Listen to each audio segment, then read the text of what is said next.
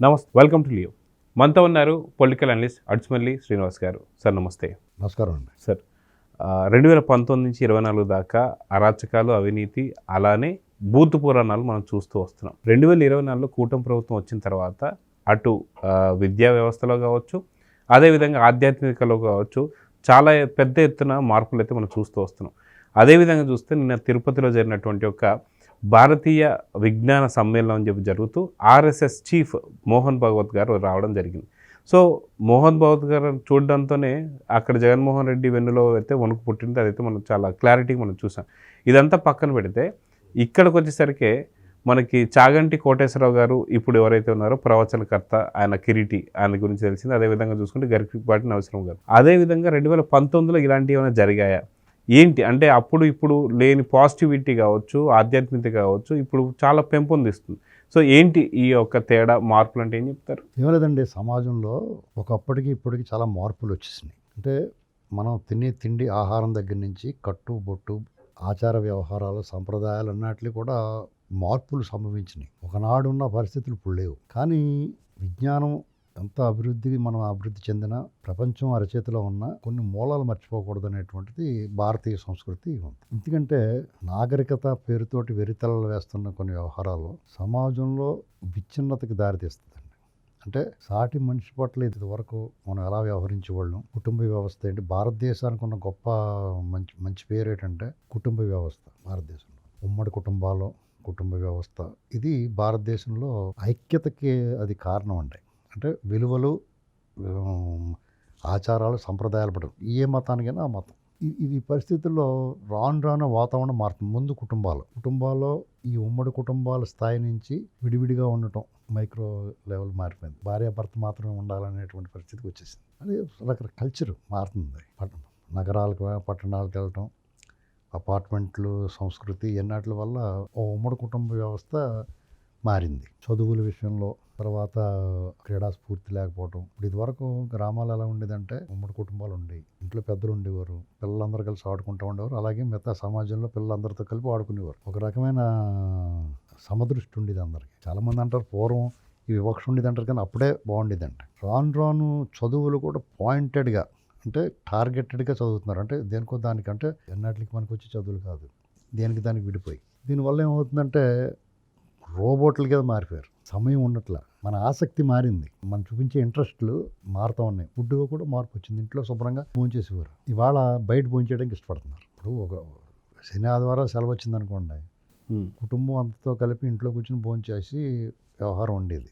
ఇప్పుడు అలా కాకుండా బయటకు పోయి భోంచేద్దాం అనుకుంటున్నారు. అటు నుంచి అటు ఏ సినిమాగా దీనికి వెళ్ళాలనుకుంటున్నారు, లేకపోతే ఇంకో చోటకి ఎక్కడికో. ఇలాగా మార్పులు వచ్చేస్తూ ఉన్నాయి కంప్లీట్గా. మాంసాహార ప్రియులు ఉంటారు. ఇదివరకు శనివారం, సోమవారం అనేటువంటిది మాంసాహారాలు ఉండేవి కాదు. ఎక్కువగా వెజిటేరియన్ తినేవారు అంతా, రకరకాల కారణాలతోటి, దైవభక్తి కానీ. ఇప్పుడు శని ఆదివారాలు విపరీతం, అన్నట్టుగానే ఎక్కువ శనివారం, శుక్ర శని ఆదివారం అనేటువంటి రోరింగ్ బిజినెస్లో ఇది.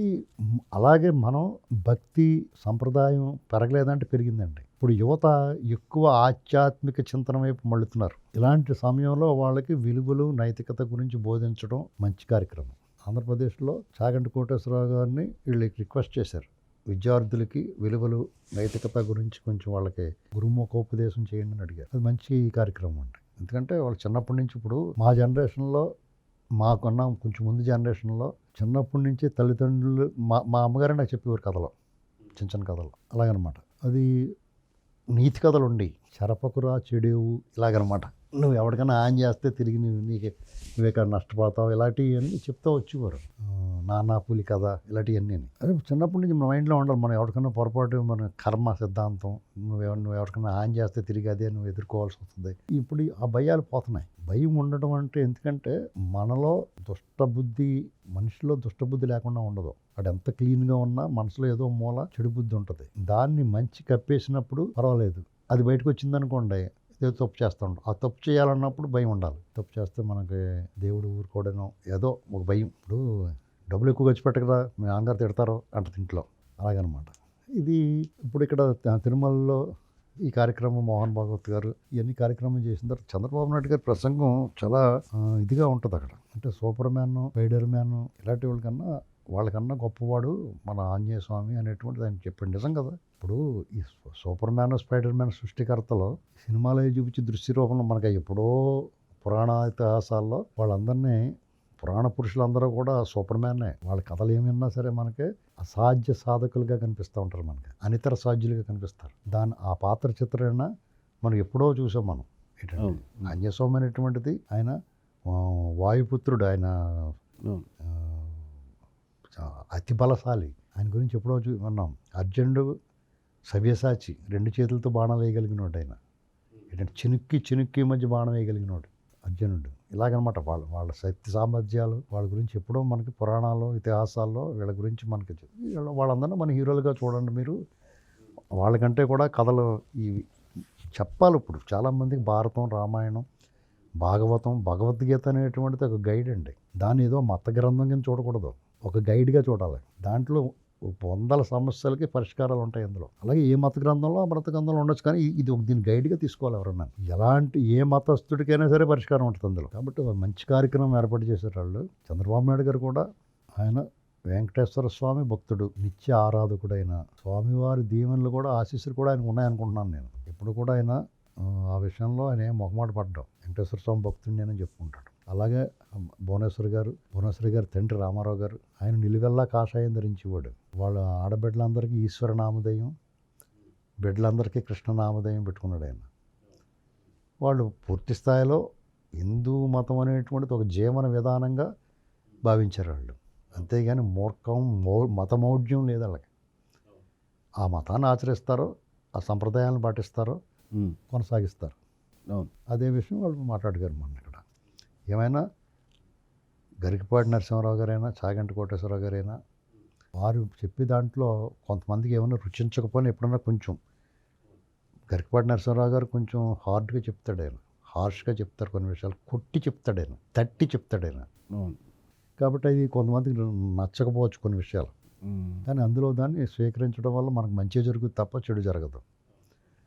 ఇక చాగంటి గారు అయితే అదో రకమైన ఆధ్యాత్మిక లోకంలోకి తీసుకెళ్తాడు ఆయన.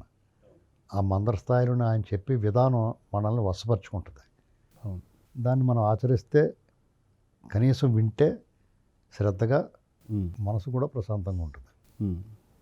ఆధ్యాత్మికం అనేటువంటిది దానివల్ల నష్టమే ఉంటుందండి. మనలో ఉన్న హరిషడ్ వర్గాలు జయించేసి నువ్వు మునిలాగా మడిగట్టు కూర్చోవాల్సిన అవసరం లేదు. కనీసం రోజులో 1 గంట పాటు నువ్వు ప్రశాంతంగా ప్రార్థన చేసుకున్నా, ఇటువంటి మంచి విషయాలు విన్నా, మనసు ఒక పాజిటివ్ ఎనర్జీ దాన్ని కోరుకోవాలి మనం. ఇప్పుడు నెగిటివ్ ఎనర్జీ ఉందనుకోండి, మనసు మూడ్ పాడైపోద్ది. నీ మూడ్ బాగోలేనప్పుడు నువ్వేం పని నువ్వు డ్రైవింగ్ చేసినా, లేకపోతే అన్నం తినడం కూడా సరిగ్గా తినలేవు. అదే పాజిటివ్ ఎనర్జీతో, మంచి ఆలోచనతోటి పాజిటివ్గా ఉన్నావు అనుకోండి, నువ్వు చేసే పని ఏదైనా సరే కొంచెం ముందు తీసుకెళ్తుంది.